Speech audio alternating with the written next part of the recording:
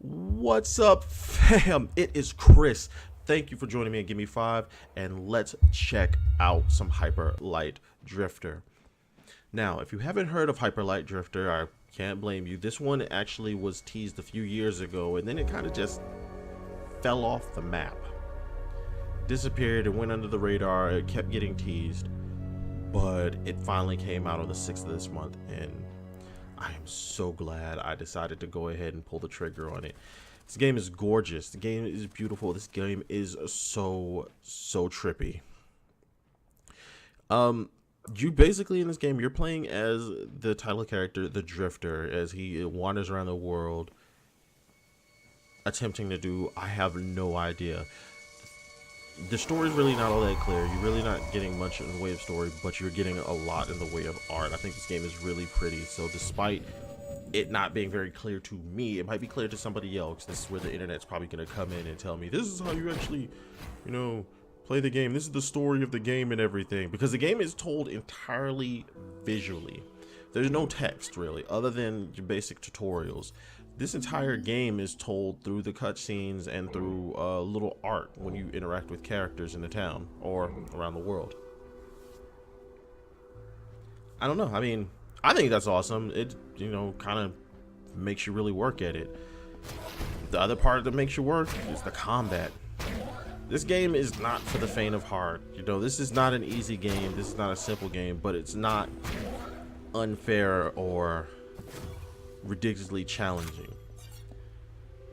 It has a lot of frantic combat where you are really working, really mashing it out to dodge, to move around, to get your strikes and get your shots, your sword slashes in it, because these characters are unforgiving. They are gonna blast you. They are gonna beat you down if you are not quick on the dash, quick on the trigger, quick on the dodge. If you aren't paying attention, you're getting bodied. You are getting bodied. You're getting blown up this entire time. I think it's fine. It's not like unfair.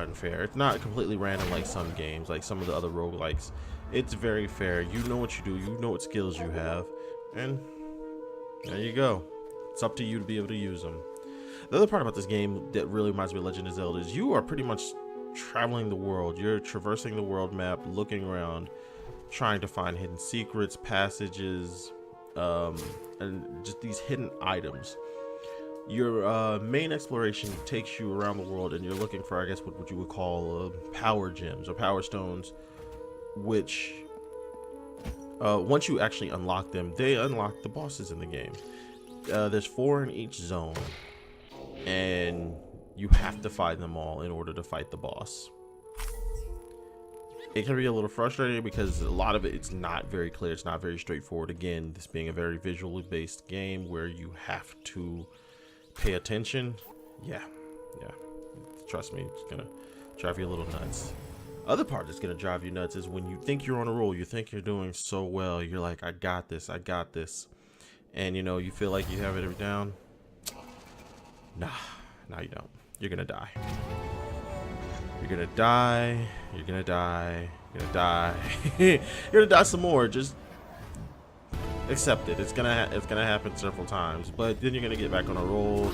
Then you're gonna have everything down, and and that's the cycle of the game. This game is gonna constantly test you when you think you have it and you think you have the game down, but you really don't.